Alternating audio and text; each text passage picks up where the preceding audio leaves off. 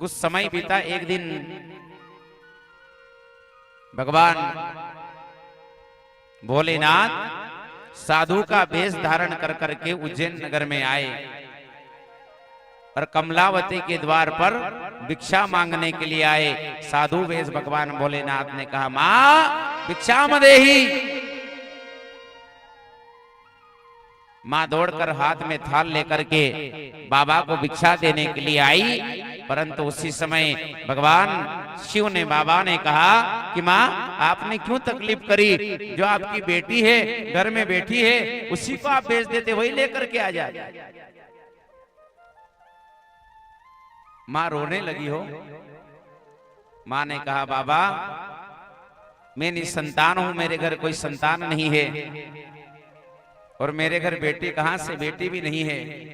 कि वो जो आंगन में बैठी वो तो मात्र एक लकड़ी की काट की कठपुतली है, लकड़ी की बनाई हुई है, वो असली नहीं है, वो नकली है।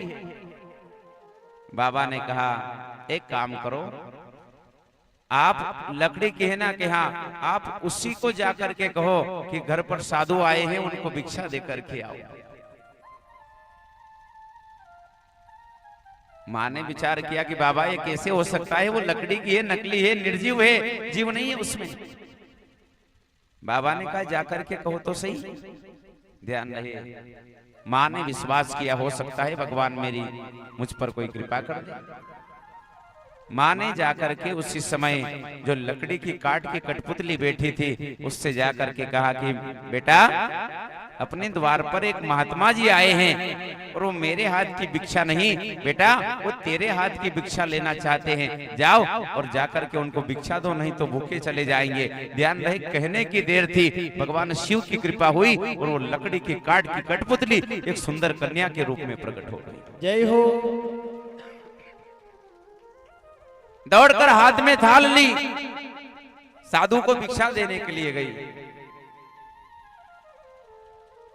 कमलावती ने कहा कि बाबा धन्य है आपकी माया, इसको लकड़ी से सुंदर कन्या बना दिया, पर अब इसका नाम क्या होगा। बाबा ने कहा, अभी जो महीना चल रहा है वो आषाढ़ का महीना है, इसलिए इस बालिका का नाम साड़ू गुजरी रहेगा और ये इतनी बड़ी भक्त भगवान की रहेगी कि इनकी गोद में स्वयं वो नारायण बालक बनकर कमल के पुष्प में जन्म लेकर के आएगा। जय हो।